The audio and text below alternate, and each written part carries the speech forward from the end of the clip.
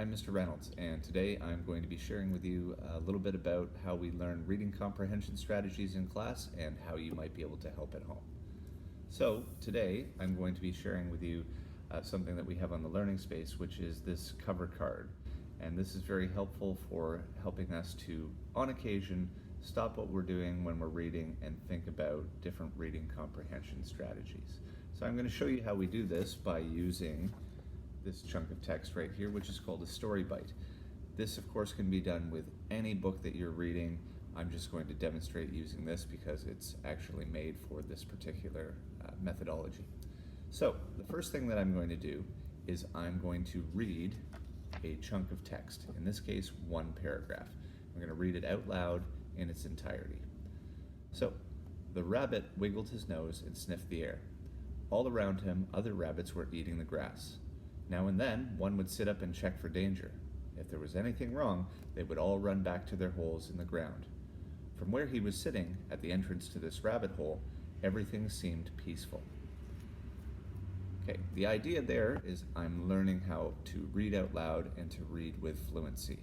I also want to read the entire paragraph or the entire chunk of text because when we read, we don't stop after every single sentence like we're about to do. We want to develop that rhythm and that flow. Now, the second step is for us to use our cover card and to think about that piece of text that we did on a sentence by sentence basis. This is where we're really going to develop that comprehension. So you can see on the cover card, the first thing here says, I think this means. And that's a strategy that we use where we read a sentence and then we say that sentence again using different words to really show that we have a good comprehension of that sentence. And I'm going to show you how that works now. So, I read the sentence. The rabbit wiggled his nose and sniffed the air. Then I say, I think this means. So, I think this means that the rabbit moved his nose around and smelled the sky. So right there, I've used different words to describe what was in the sentence, and it shows that I have a pretty good comprehension of that sentence. Now, what a lot of students will do is something we call parroting, which is instead of actually showing that they know meaning of the sentence, they'll actually just kind of say the sentence again. So I'll do that with the second sentence. All around him, other rabbits were eating the grass. I think this means that all around him there were other rabbits and they were eating the grass. Now, I might know what that sentence means, I might have a good understanding of it, but based on the fact that I just parroted what was there, I'm not really showing a deep comprehension of that. So, although parroting does happen quite a bit, especially for very short sentences where it's hard to say them in a different way, we're trying to get the students to say things in a different way that really shows they have a good meaning of that sentence. So I'll do that again for the next sentence. If there was anything wrong, they would all run back to their holes in the ground. I think this means that if there was any sign of danger, then all of the rabbits would scurry back to their homes, which are underneath the ground. So again, I'm showing a pretty good level of comprehension there.